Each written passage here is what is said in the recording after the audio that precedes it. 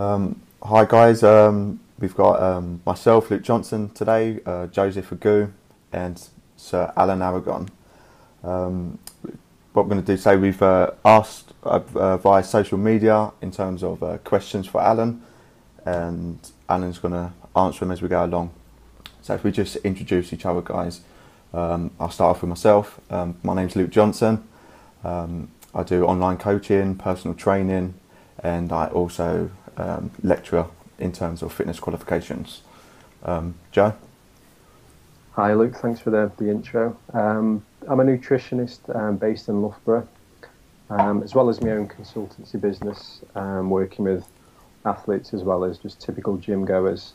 I'm a performance nutritionist with the English Institute of Sport, working with British athletics, and soon to be starting a PhD looking at nutrition interventions for strength and power. So yeah, so exciting times ahead. Alan? Well, first off, thanks guys for inviting me to do this interview, and of course inviting me to do the UK conference. That's just incredibly awesome, and I'm really excited about that. Well, for those of you who don't know, my name is Alan Aragon, and I'm a writer, researcher, and nutritionist, or some sort of amalgamated mix of all that stuff. And that's about it. I try to dig up the truth whenever I can, and that's just what I do. Try to get it out to the public. Cool. Nice. Excellent. Well, what we'll do is we'll go through the questions now, and then we'll talk about the UK conference for the guys which don't know you're coming over to the UK. Joe, do you want to start off with the first question? Yeah, so we'll just go through them systematically, and you can answer them one at a time. So the first one is, Alan, what are your thoughts on refeeds? So when are the appropriate?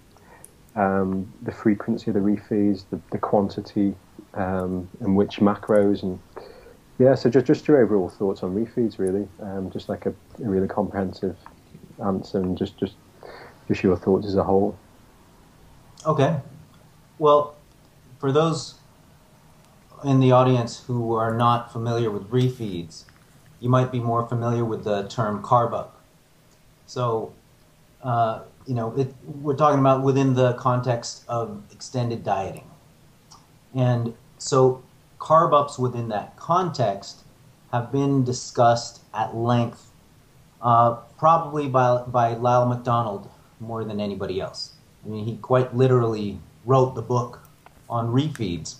And he wrote a couple books that involve refeeds, the Flexible Dieting book, as well as the Ultimate Diet 2.0. And Lyle McDonald, he's one of the rare few guys in the industry who I respect in terms of his common sense and research-based approach. And we don't disagree on a lot of things at all. We agree on most things. So whatever I don't cover with refeeds, I would recommend that you go pick up his Flexible Dieting book, where he talks about structured refeeds. I have a slightly different approach to the whole refeed thing, but the general principles are pretty much the same. The usefulness of refeeds depends on the degree of leanness of the trainee, and also the severity of carbohydrate restriction of the diet. So beginning with the degree of leanness, some folks, they're, obese folks, overweight folks, they may not need refeeds at all.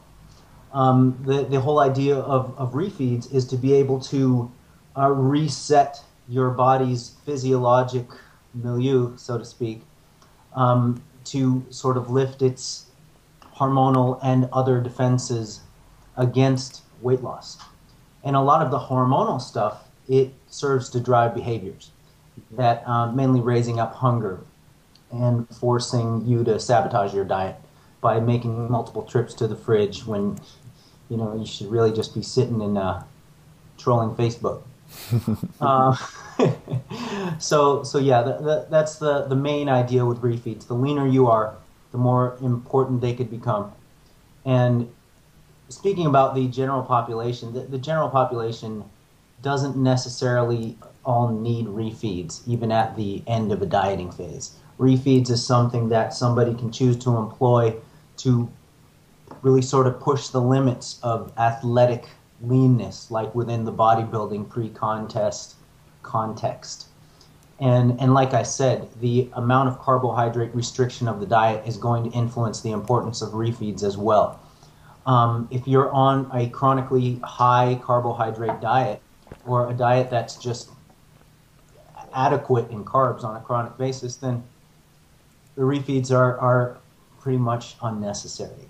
And even to get lean, I mean, if you look at Olympic sprinters, for example, those guys essentially look like Olympic sprinters or gymnasts, for example.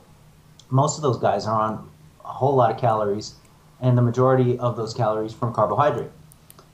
They don't need refeeds because they're training 3 to 6 hours a day.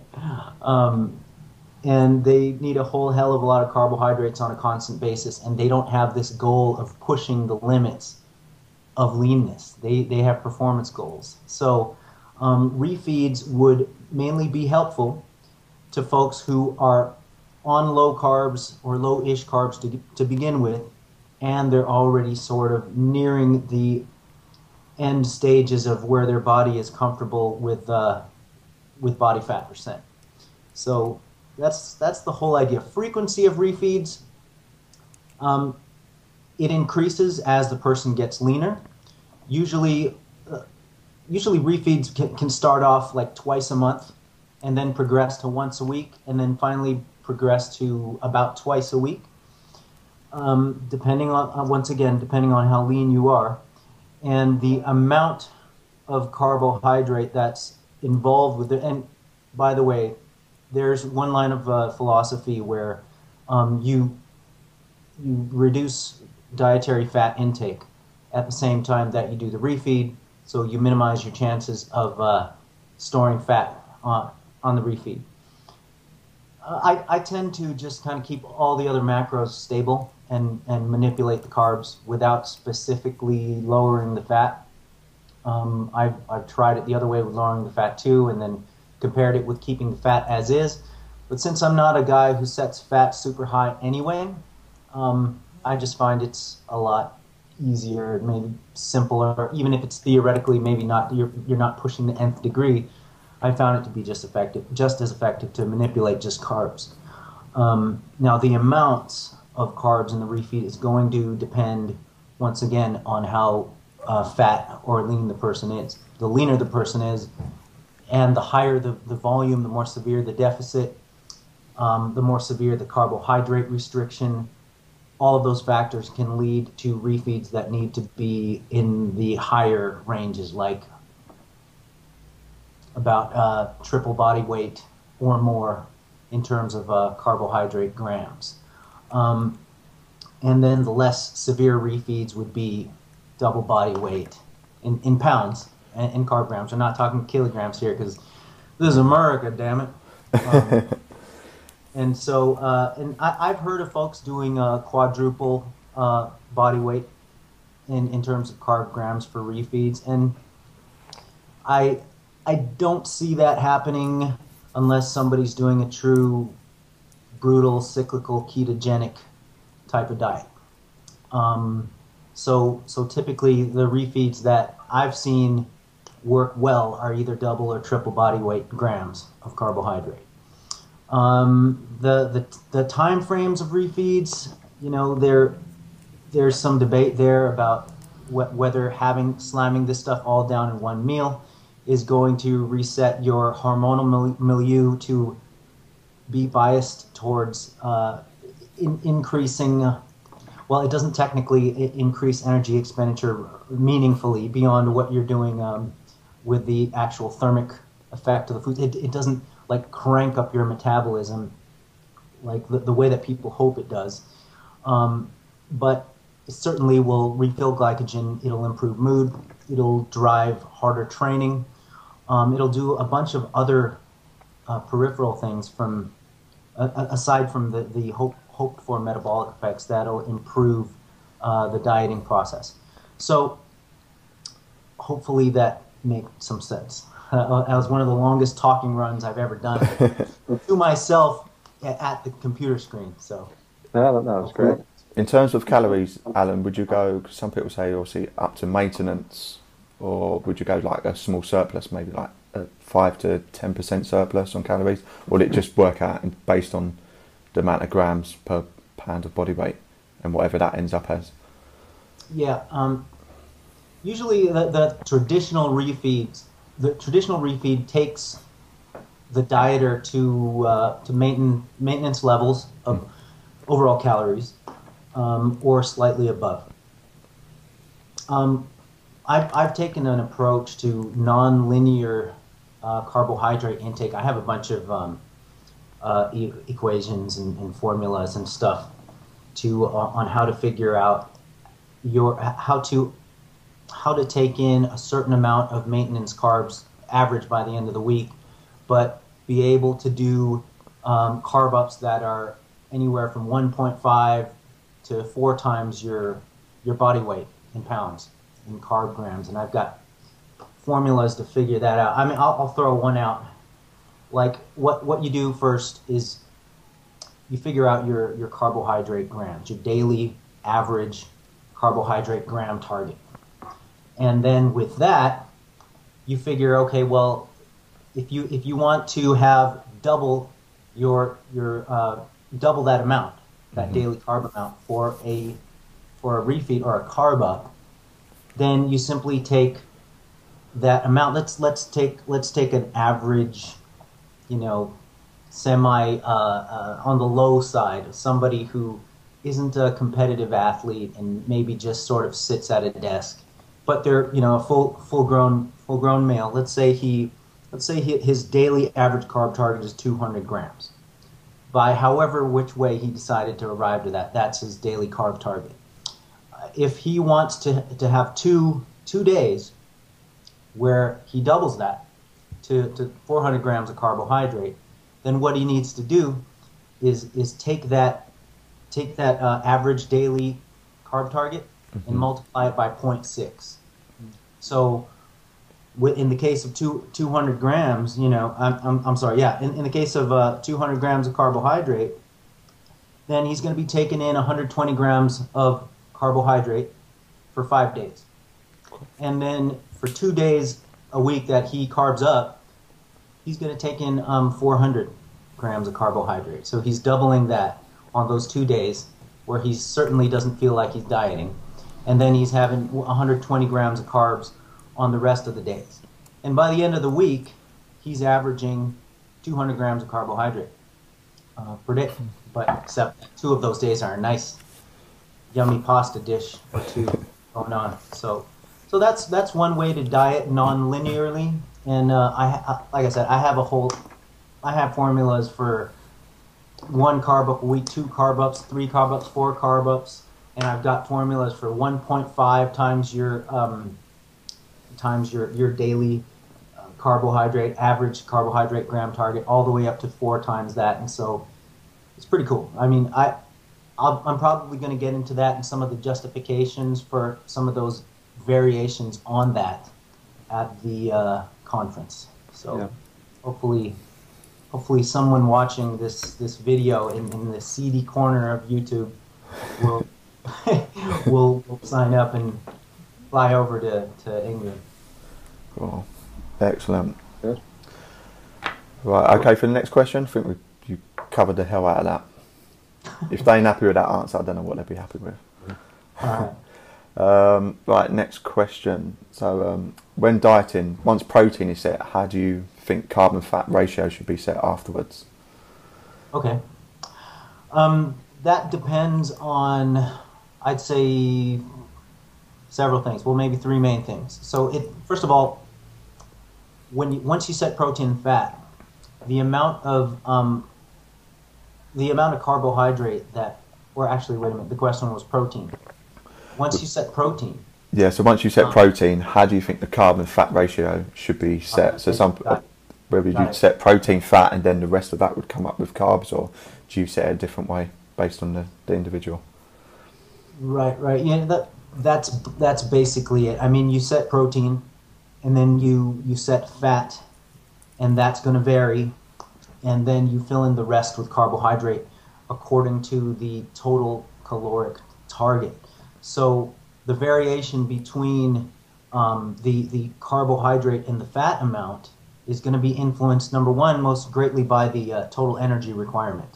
So there's not going to be a person on on the planet of clear thinking people with a 5 to 6,000 calorie target who's going to get more fat than carbohydrate calories, unless you're one of these guys who is a fan of trying to become fat adapted or keto adapted, which has a lack of evidence behind it in terms of enhancing performance.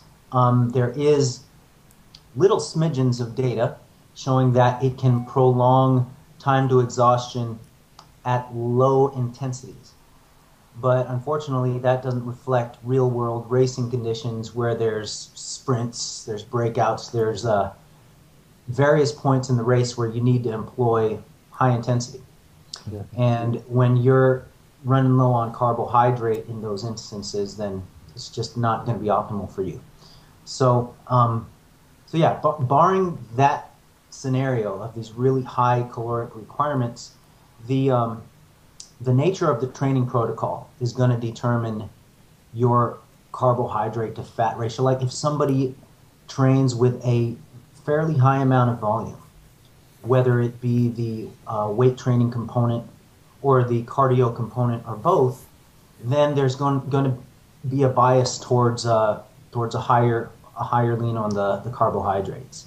And another factor that plays is the person's known or historical response to carbohydrates. Some people just know that they don't have very good carbohydrate tolerance, so they're going to they're going to target a lower amount of carbohydrate by pushing fat up a bit.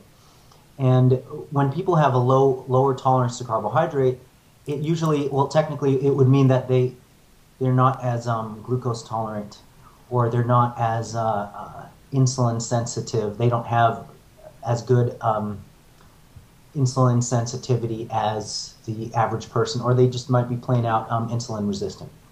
So these sort of things will determine how many carbs that you take in. I typically throw out a range, a fat target of 0.3 to 0.6 grams per pound of your goal body weight in terms of a fat gram target. So whether you choose 0.3 or whether you choose 0.6 is going to depend on mainly two things. It's going to depend on how carb tolerant you think you are. And then the second thing, and maybe the most important thing, would be personal preference. So personal preference, it has to be programmed in as a priority, because personal preference is the number one thing that gets overlooked when doing programming, while at the same time it's the number one thing that's going to promote adherence to the program in the long term. So yeah, that's my answer to that. Excellent. Good stuff.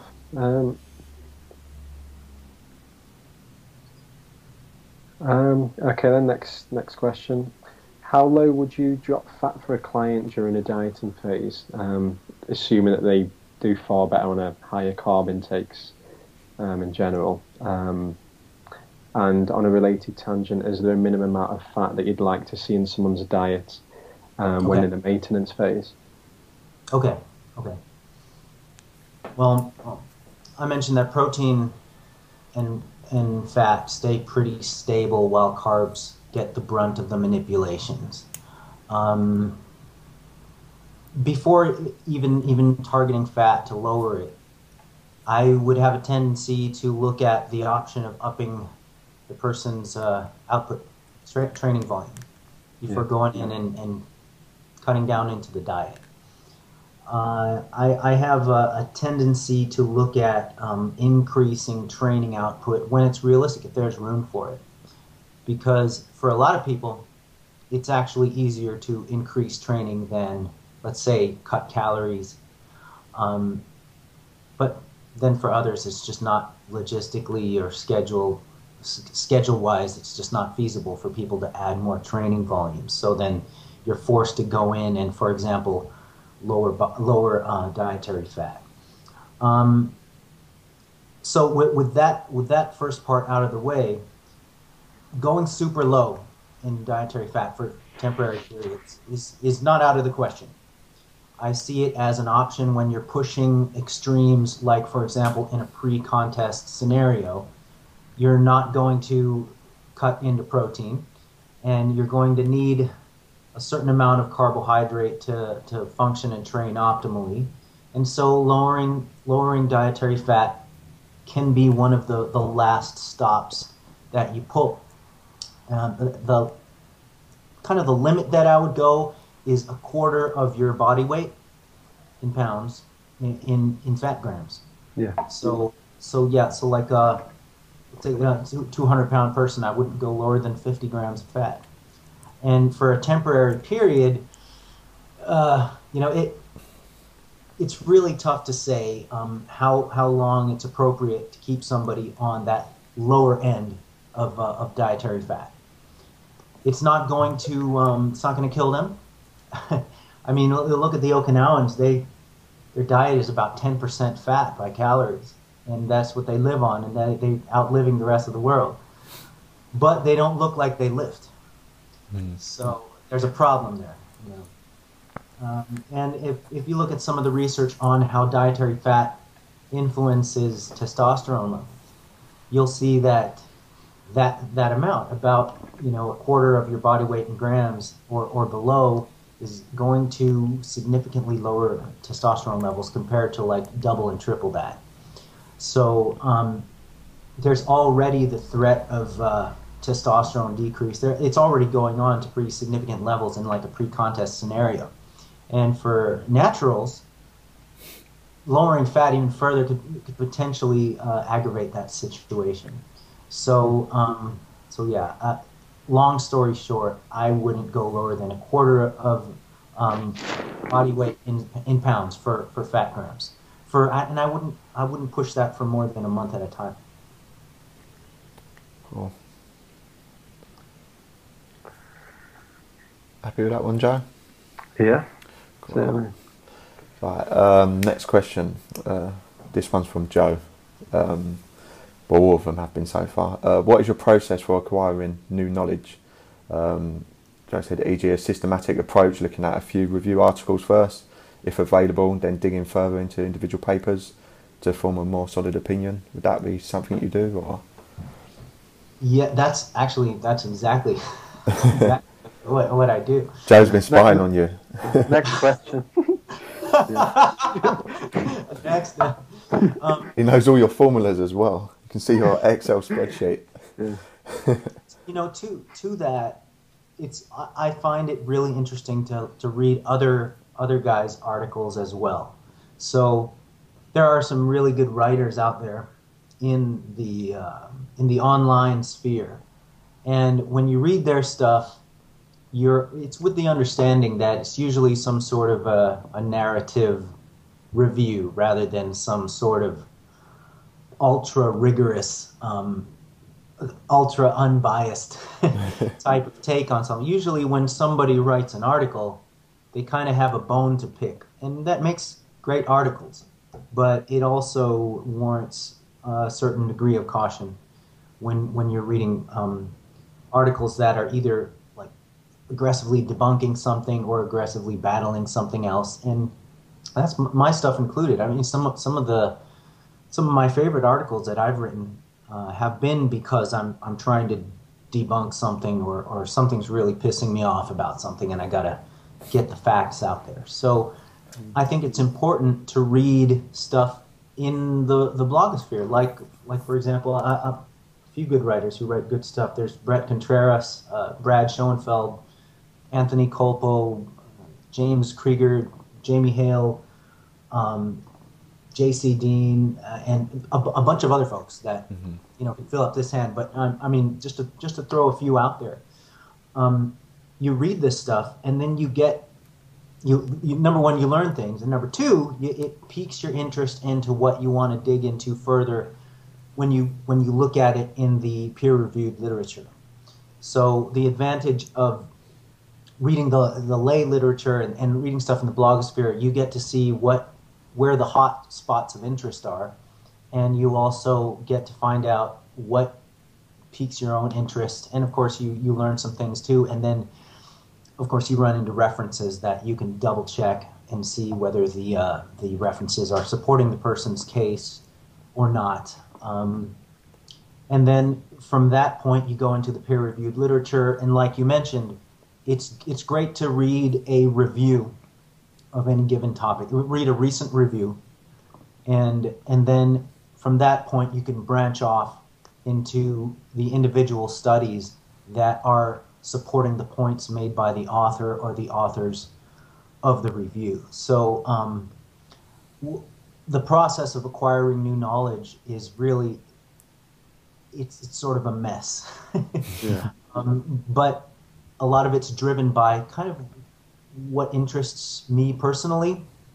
I don't have, like, on my calendar, I'm gonna look at health-related stuff on Monday, Wednesday, and Fridays. On Tuesday and Thursdays, I'm gonna look at performance-related stuff, and on the weekends, I'm gonna I don't know what the hell I do on my weekends, man.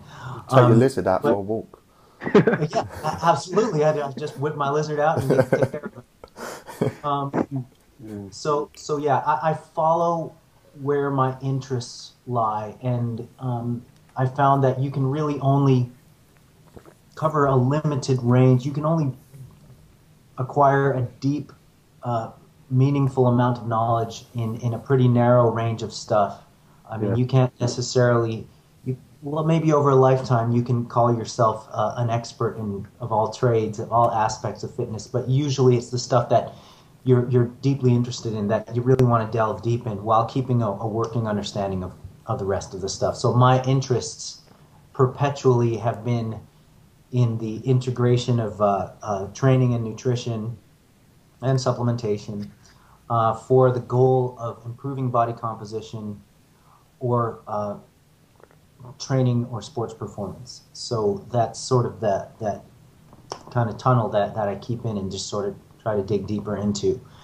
There are other areas that I've branched out and gotten a little bit more footing in, like some of the clinical aspects, some of the health aspects, some of the hippie-ish aspects like the paleo guys do. They really modern-day hippies. But yeah, my areas of concentration that really interest me are altering body composition and or improving sports performance. Cool. Sounds good. Great answer. Yeah, is it your turn, Mick, is it? So what were your biggest lessons that you feel you've learned in your first few years as a nutritionist? So for someone straight out of university or college, what key lessons do you think that they could learn from you and perhaps avoid or be mindful of? Okay, the biggest lessons that I learned in the first few years are, number one, they're hard to remember because it's like 20 years ago. But, okay, number one, as a nutritionist in the counseling type of setting, you learn that people need psychological help as much as they need physiological help, sometimes even more so. So you end up becoming kind of an amateur psychologist in the process of being a nutritionist. And trainers will concur with this part as well. So that's one thing that I learned that I wasn't anticipating. You study all the technical aspects of programming, and then you're hit with a bigger burden of the psychological issues that you didn't train for. So it's important to know that. It would have been important for me to know that going in, which I didn't know. Yeah. And I learned that you have to know your audience. You have to know your clientele, and you have to know their interests and their learning styles. So if you apply one coaching method to everybody, then you're not going to truly be able to be effective with people, because there's a full range of learning styles, and you want to be able to get technical and meticulous and specific with the people who have those type of personalities that are inclined towards the little things, the small details. And you want to be able to back off from that and target the more qualitative things with people who are more oriented towards the qualitative aspects of programming and following the program. And sometimes, even the tone and the mood that you lead each session is important. Like, for example, I wouldn't talk to Stone Cold Steve Austin the way that I would talk to, a person with, with serious emotional eating issues, and somebody who's scared to get on the scale, for example. You don't require that they get on the scale, damn it, because this is what we're supposed to do. It doesn't work like that. You have to consider a wide range of counseling styles, and that comes in with the proper assessment of the client. So that's something that's really important. I mean, you go into counseling with this preconceived way you think you're going to get across to people, and then you end up realizing, oh shoot, I can only apply this to 10% of my clientele. So the next thing I learned is that research is important, science is important, but so is experience. So in the peer-reviewed literature, we have this huge body of data, but the majority of it is not done on folks that are the area of my specialty, which are recreational athletes and competitive athletes and wannabe athlete dads and moms. They're usually targeted towards the sedentary population who just, they've never even driven by a gym. So you have to take these things into consideration, that research and science is important, but it only has captured a small fraction of what we can actually, of what we know or what we think we know. So experience is just as important as the research side. Another thing that I learned was that some people don't want your help. They don't want your knowledge. So I've wasted time talking with people who I thought wanted help from me or wanted to learn, but there are folks who just they want confirmation of their beliefs, and if you don't give them confirmation of their beliefs, then they're not listening. I learned that it's a waste of time to try to teach somebody something or try to debate with somebody on something. It's a waste of time unless there's an audience watching. Yeah. Like the internet. Internet debates. This is kind of an interesting thing. Many years ago, a guy named Alan Cosgrove. Have you heard of him? Yeah. Yeah. He told me that I'm wasting my time arguing with folks on the internet, and this was many years ago. And if you fast forward, how many years ago was that exactly? I don't know. Could have been. It seems like 10 years ago. But you fast forward to the present day, and those internet arguments were watched by thousands and maybe by now millions of people. And so they're immortalized online. And people learn from them. So they ended up being quite a positive thing in terms of a teaching standpoint and also in terms of a career standpoint for me.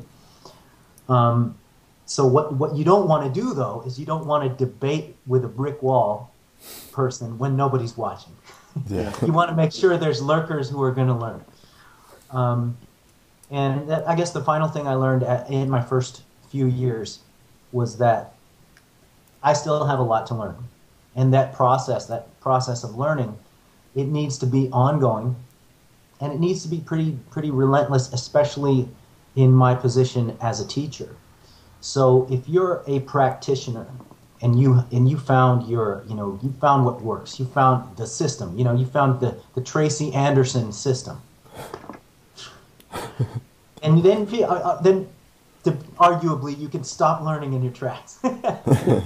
But I mean, when you're in a position of teaching, then you can never stop learning. You can never stop digging into the research. And I would even say with practitioners who found the system, I still think it's important to keep learning, even if it means learning from the way other coaches and trainers and nutritionists and researchers do their thing. I think that learning has to be a lifelong process.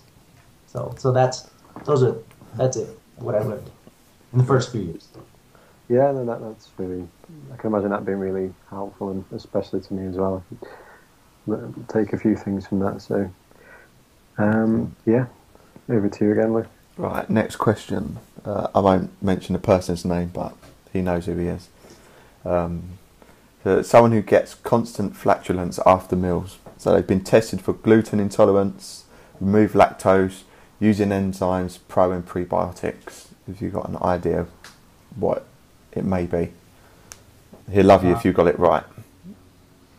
Yeah, but it's a big one. This is a tough one. One of the solutions is to just stay strictly around men and never around women, because that way you can establish dominance. That's it. So that's one potential solution for a flatulence problem. The second thing is there are so many potential factors, and it's going to boil down to choosing the foods that are the least offending in this respect. It's rare, in my observations, it's rare that someone can't find a broad enough set of foods that doesn't set them off. So if there's foods you like, but that really kind of upset your stomach, then you have to kind of just make the choice of whether you're going to eat that food or not. It'll come down to food elimination otherwise. And another factor that needs to be taken into consideration is the amount of food that you ingest per meal. So, you can get folks who eat 3 plates of food at a time and then wonder why they're gassy. I mean, they may need to space those meals out into two plates over a longer time period rather than just one huge gut bomb. So, breaking the meals up into smaller increments can also help. And also the amount of chewing that you do and the speed that you wolf down the food can influence how it's utilized. Whether you cook the foods or keep them raw can also influence how they affect your digestion. So you're going to have to experiment with that. It really boils down to trial and error. I hate to say it, but it really does for this particular person. And if you're not into trial and error, then you go back to solution number 1, which is you eliminate all contact with women, and just stick with men, and then mark your territory, establish dominance, clear out gyms, whatever you need to do to dominate. So don't intermittent fast on 4,000, 5,000 calories. Unless you're with a group of guys, unless you're with a group of boots. Or so at the evening time, so you're just having fun in your bed. You're just sitting at the couch, just trumpeting away, man. I might have to give that a go. Yeah, just not around me. Yeah, no. It's all right. We're Skyping. It's not. You can't smell it. That would be good, wouldn't it? Back on track. Yeah. So the next question: are leptin levels significantly different if the deficit is created from either the diet or from exercise?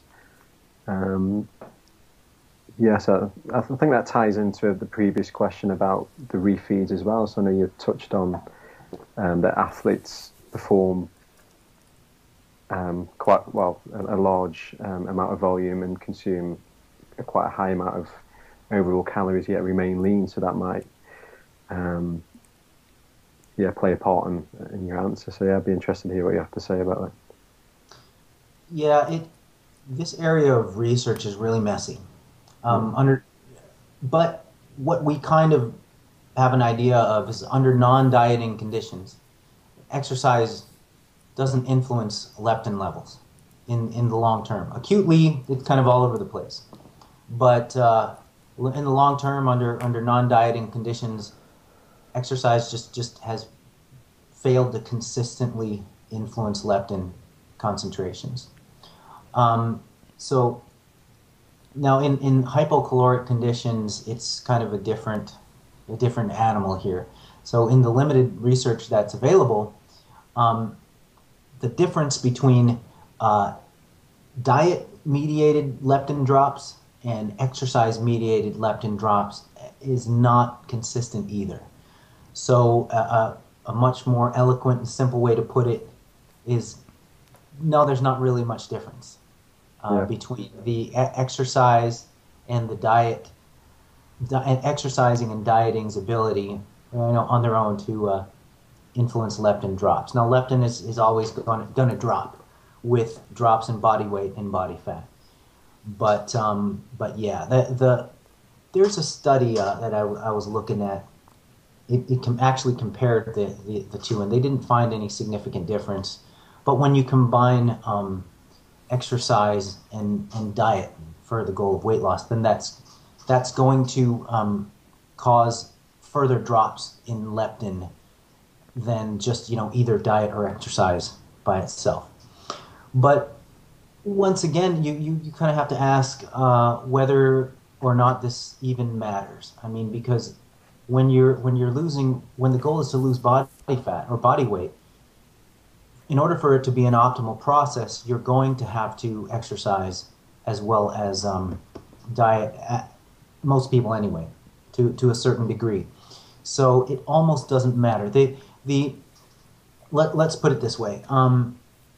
The drop in leptin can just be a immaterial side effect of focusing on the more important aspects of programming, or the more concrete effects of what's going on with body composition change. So I'm almost tempted to say it doesn't really matter what's going on with leptin while dieting. But to answer your question, I haven't seen a major difference in the research between the effect of diet versus exercise in leptin drops. Yeah. Would you extrapolate that into overall fat loss as well then? So you'd suggest that it's up to the person how they want to create the deficit and what best suits them. Is that what you'd recommend? Yes. Yeah. And it's going to be so different for everybody. I mean, but most cases, most client cases, you're going to impose some sort of calorie cut on the diet while keeping exercise in place. You know what I mean? So, and or increasing exercise. So there's always going to be that combination of exercise and diet in plans that are optimized for fat loss. So there's almost no way around that double whammy of leptin reduction from diet and exercise. Kind of either way you slice it. Oh, great answer. Back to me now. This is my personal question. When you carry out your research review, what process do you follow when you're reviewing new research? Have you got like a set thing where you go looking which you follow each time? There's a bunch of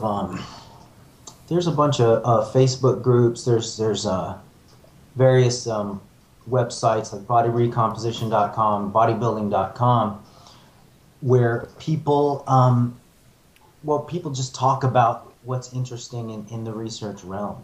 So as long as I frequent those websites, I'll get to find out what's interesting and what people are interested in. I get to find out whether it interests me as well. So the starting of the process is just by kind of browsing online and seeing what the buzz is, seeing where the buzz is, see what people are clamoring about, whether it's on one of those websites or whether it's in the social media. And there's always stuff floating around that'll pique my interest. After that process, I do have my favorite journals that I feel are of the highest quality or deliver the most relevant and interesting content that I check, and then I go and branch out onto the rest. Mm-hmm. In the nutrition realm, the American Journal of Clinical Nutrition is always a good one. for not necessarily for the sports and fitness related stuff, but for the health related stuff and disease related stuff, it's quite a good one. In the training side, I'll always hit the NSCA's journal, the JSCR, Journal of Strength and Conditioning Research, and I'll also hit the ACSM's journal. Other stuff that I'll always check and see if there's some good stuff going on is the Journal of Applied Physiology. I've been actually checking out Nutrition Journal, the open access journal. I found a lot of interesting stuff in there, and there's a lot of good open access stuff, like, for example, Nutrition and Metabolism. It's put out by, it originated, as you know, by a bunch of low-carb zealots. But a lot of good research makes its way into nutrition and metabolism. And there's just I have my journals that I'm kind of biased towards looking at first, and then I'll just scour the internets. I was set up on an automatic alert type of situation for topics that I'm interested in, but I kind of stopped that because you end up having to weed through stuff that just doesn't interest you. Yeah. So I take a little bit more of an organic type of approach where I just hit PubMed and I just dig around after I've dug around the internet. So now, once I've gotten the studies that interest me, I sort of do a read through from top to bottom, and then I read it again a little more thoroughly, and then the strengths and the weaknesses come out more clearly. And then after you've done that, you can take a look at, well, I have the luxury of having been done this for long enough that I have kind of a memory bank of previous studies in the area that I'm looking at, so I can kind of compare to see how this new work, how it influences the body of evidence as a whole, and what it adds, and what sort of new twists it might provide. And then of course, the final thing is seeing whether there's any practical value to the research that you might want to try and use in your, as a coach or a practitioner. So that's pretty much the the process. Now, if there's aspects of the research that I feel are out of my scope, then I'll shoot the study over to a colleague who's immersed in, for example, amino acid metabolism, or some sort of clinical aspect that I haven't delved into sufficiently. Then I'll shoot it to him or her, and then I'll have them review it, have them give me their take. And so it'll be a much more qualified and in-depth take when I can refer out to folks who can look at a study that I'm interested in, but I know that they're the expert in the topic. So that's the process. Wicked. Great. Yeah. So the next question might cause a bit of a stir. What are your thoughts on metabolic damage or adaptation? I know that people who have subscribed to your research review would have seen the piece by Lyle McDonald. Do you share the same thoughts? If so, could you just, for the audience who hasn't read that, just reiterate those thoughts, or if your thoughts differ, how do they differ? I agree with Lyle for the most part on that. And for those of you viewers out there who don't know what we're talking about, it was a couple issues back, I think maybe 2 or 3 months back, of my monthly research review, that I invited Lyle to speak about metabolic damage, or the in quotes metabolic damage. And he had some really great insights into what might be behind that. And I would encourage you to, subscribe to my research review so you can read the thing. But I'll talk about my take on the metabolic damage thing. First of all, it's a loaded term, metabolic damage. You Yeah. know, the term implies some sort of permanently impaired metabolism that has slowed down to a crawl to a point where starvation level dietary intake causes weight gain. Um, there's a few problems with that. And the main one is that there's this, and this is probably the biggest issue that people have with the concept of metabolic damage, is there is a huge discrepancy between what is reported anecdotally and what has been reported in research. So, you have this huge divide. And the issue there is that research has a stronger tendency to be better controlled and more reliable than personal observations and anecdotes. So you have to weigh the research pretty heavily in your perception of the whole metabolic damage concept. And in the research, what people refer to metabolic damage, they call it adaptive thermogenesis. And that's kind of funny because it's sort of a misnomer, because a more accurate descriptor would be calling it adaptive thermoreduction. Yeah. Adaptive thermogenesis is, for example, shivering when you're getting cold. You ramp up your heat output. But yeah, but we'll just call it adaptive thermogenesis because that's just what they call it. So in the dieting context, adaptive thermogenesis it can be defined as a, in quotes, starvation response, or for the lay folks, they say starvation mode. And adaptive thermogenesis, technically, it's the amount of reduction in resting metabolic rate that exceeds what can be predicted by losses in lean mass. But what it exceeds, the amount of reduction that exceeds what can be predicted by losses in metabolically active tissue, which is going to happen in most cases of dieting in research scenarios. So you can think of adaptive thermogenesis as this margin of unexplained or mysterious reduction in metabolic rate. And the big question is, how major is this reduction?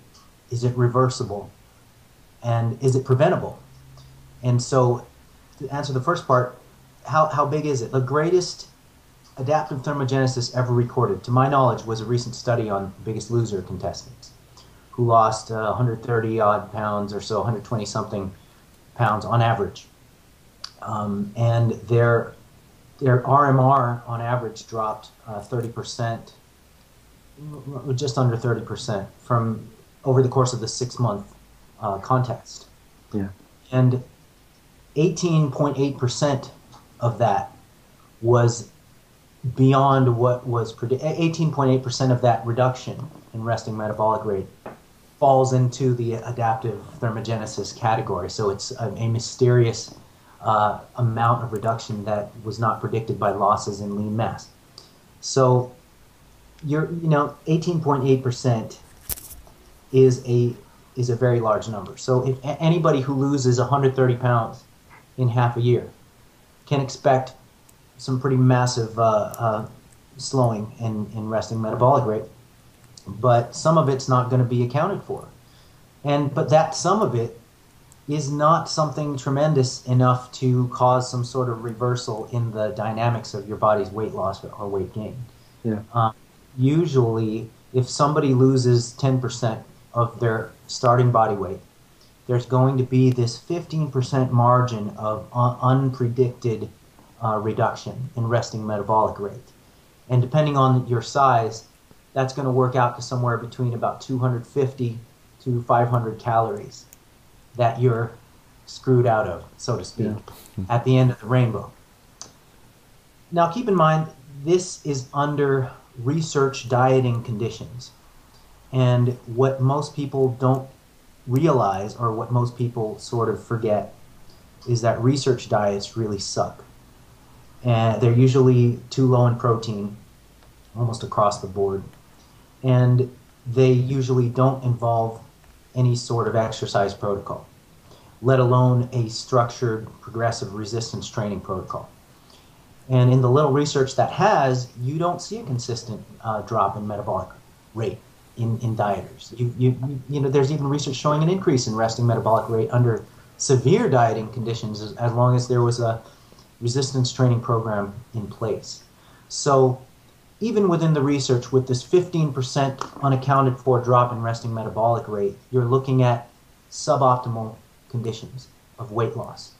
So if you were to translate that to practice and you help somebody lose weight under optimized conditions with good macro targets and progressive resistance training, you can either eliminate that margin altogether or greatly minimize it down to, I don't know, let's throw a number of 5%.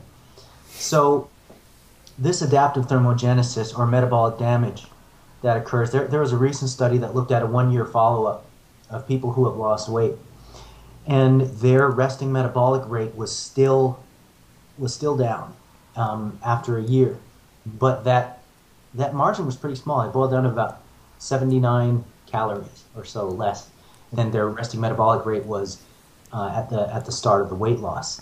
So that 79 calorie disadvantage occurred once again under suboptimal conditions minus any resistance training. So conceivably, you could close up that gap and maybe even have people end up with a more optimized resting metabolic rate if you can put more muscle tissue on them and have them on the right training program that feeds a more favorable metabolic environment. So to kind of circle back to the questions surrounding metabolic damage, I guess the big question would be, is what's recorded in research, is it reflective of what physique competitors go through? And the answer to that is we don't really know. We don't know because physique competitors as a group, they're very obsessive people. Very obsessive, compulsive folks, and this is what helps them win. This is what helps them do well at the sport. And most athletes have some degree of sort of obsessiveness. And but here's the thing: like any group of subjects, there's going to be misreporting, there's going to be underreporting, overreporting, there's going to be inaccuracies any way you slice it. And with the sport of bodybuilding, that involves prolonged dieting, usually on really stupid diets. There's going to be binging involved, and there's going to be binging that goes unreported. So along with that, there's going to be, as Lyle McDonald talked about in the interview, there's going to be massive shifts in water, and there's going to be periods of massive water increases and retention and drops and so forth that might mask what's really going on body composition-wise, body fat-wise. So yeah, that's kind of the gray area. We would have to take a bodybuilding or fitness contest scenario and look at it under objective conditions and measure changes in resting metabolic rate. I have my doubts that it would exceed what's already been seen in the research with that 15% margin of adaptive thermogenesis. But again, it's never really been looked at. I think Lane Norton hinted towards conducting a study of that nature, just to see whether his observations and some of the other physique coaches' observations are correct. But again, you know, I have my doubts and my skepticisms towards physique contest dieting having any special difference from what we've seen, like, for example, in the Minnesota starvation study, where the subject's metabolic rate over a 6-month period dropped 25%, but they still kept losing weight. So yeah, that's kind of my take on it. That's a really interesting question because there's not a whole lot of solid answers on that. Yeah, sure. Excellent. Yeah. Cheers, Alan. Me, Joe, is it? Yeah. Yeah. Did you have any questions? Yeah, it's just Shall we finish up on the omega-3 and keep it around an hour, or shall we just zip through the last few as well? It's entirely up to you, Alan. I think I've answered all the questions except for the omega-3 question. So yeah, that would be pretty much it. Yeah, okay. We'll finish on that, and that's Excellent. Yeah, just thoughts on omega-3 supplementation. James Krieger had an interesting piece on weightology, but most of the subjects were secondary prevention trials, and it showed no significant difference. I just wanted to know your thoughts on omega-3. There's quite a few people on like social media saying, "Oh, omega-3 is overrated. You shouldn't have it," or just seeing what your views are. Yeah, omega-3 supplementation, fish oil supplementation has experienced kind of a roller coaster ride of hype and of demonization over the past 10 years or so. I mean, there was a point when fish oil supplementation was looked at as the most important breakthrough in health promotion and disease prevention, like almost ever. And now you've got a good handful of systematic reviews and whatnots showing a less than spectacular performance of fish oil supplementation. First of all, if you look at the body of systematic review, what some people will tend to do is just grab the latest systematic review and say, ha, ha, ha. You're wasting your time with this fish oil. But then you look at 5, 6, 7 reviews down the line, half of them will say that there's a little bit of a modestly positive effect. So you have to look at the full body of research and kind of make a decision from there. You can't really just take one review and then base your opinion on that. But what's relatively clear is that fish oil does not have any spectacular effects. What can be concluded is it might have some small beneficial effects. And what follows logically is that if you... Oh, and before I get into that population research shows that higher intakes of omega-3 are beneficial. So, marine communities and so forth have good, cardiovascular risk profiles. And obviously, epidemiology, it has to be taken as a means to generate questions rather than data to confirm answers. So that's more of the job of the randomized controlled trials or the experimental research that Joe is going to be doing very shortly, and including me in on, so I can have my name in PubMed again. So yeah, fish oil is, I feel that fish oil supplementation can benefit those who don't eat fatty fish or who don't have a meaningful intake of omega-3 fatty acids in their diet. People have pushed the fish oil backlash so far to the point of saying fish oil is dangerous. Well, that's a lot of bullshit. If you were to gather up the data showing the dangers of fish oil, you'll be just basically holding a pair of balls, because there's not a whole lot of it, whereas the overwhelming majority of the evidence shows either neutral or beneficial effects across a range of populations. So fish oil supplementation should be done to cover low omega-3 dietary intakes. It shouldn't be done to cause any sort of magic. Yeah. It's sort of similar to eating your fruits and vegetables. You do that because there's the possibility that increasing your fruit and vegetable intake is going to improve health and stave off disease in the long term. You're not necessarily looking for any magic. You're just kind of doing it to pull out sort of an extra stop to prolong the quality and quantity of your life. Same thing with omega-3 supplementation. Most people in the modern Western world don't consume a whole hell of a lot of omega-3. And they don't, unless you're in California eating sushi every weekend, which I would love to do, but I don't. With me, it's more like a semi-annual engorgement. I don't regularly eat fish. I don't regularly, let alone fatty fish. So I take a small amount of fish oil every day because it covers that aspect of diet that I feel is lacking. just as I supplement with vitamin D, I supplement with magnesium as well.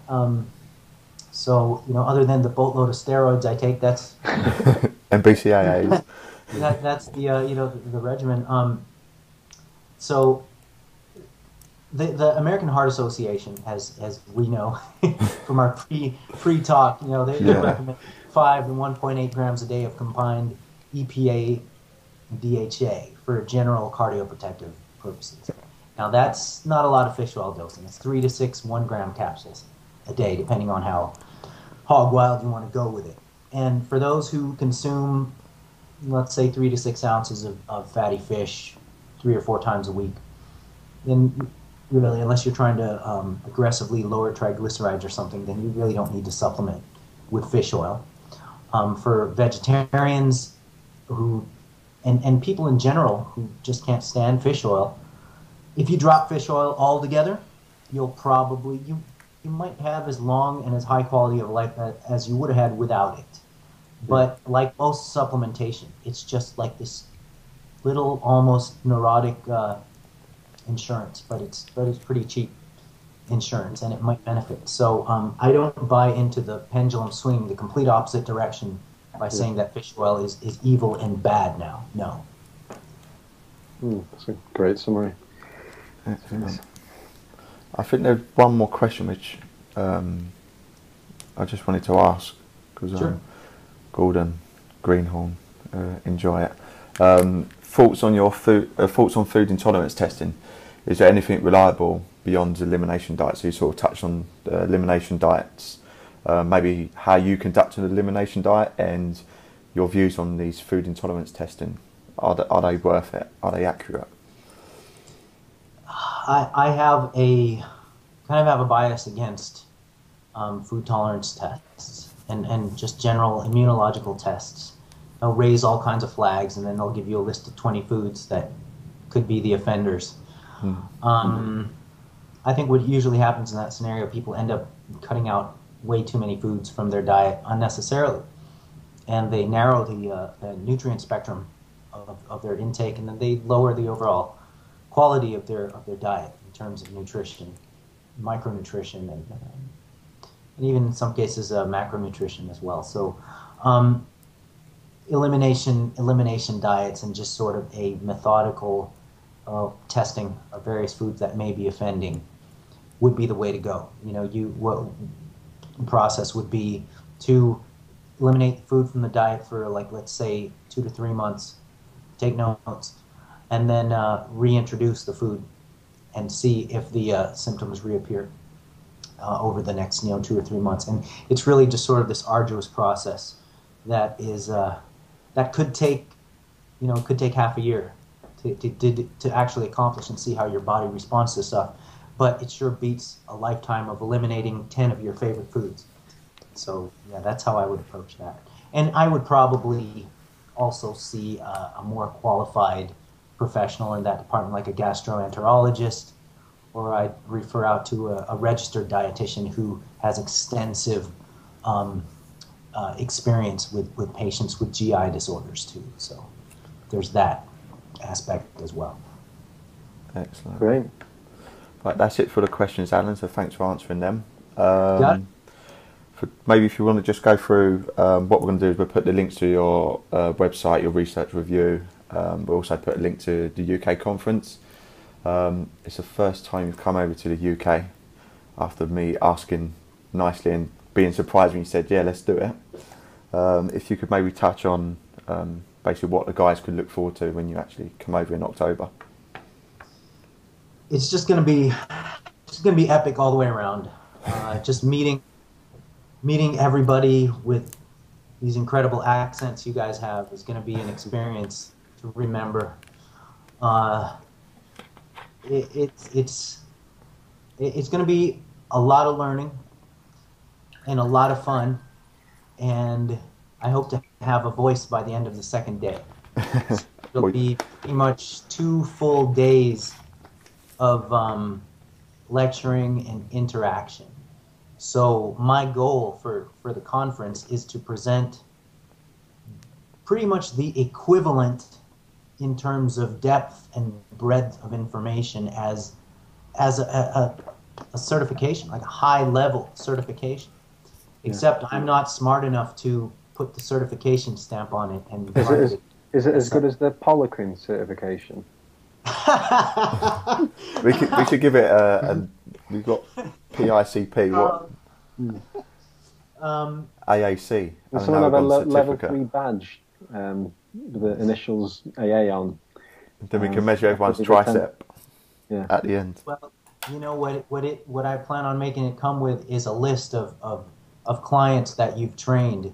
You know, you just your qualifications. Who have you trained? Well, hold on a second. And you just make up whatever they achieved and whatnot. So, but yeah, I mean, that's funny you bring up the Poliquin thing. I made a joke about maybe Poliquin can come up with a supplement to cure metabolic damage. Yeah. Everybody will buy it.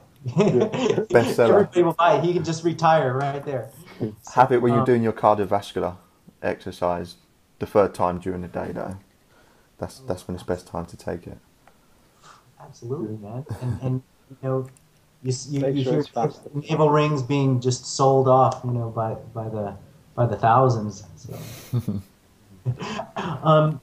So yeah, the first day I'm going to talk about the theory of the macronutrients, the supplements, and then the second day we'll talk about the practice of just putting it all together, tying it in with training, and also talking about improving just the whole coaching process, improving client compliance,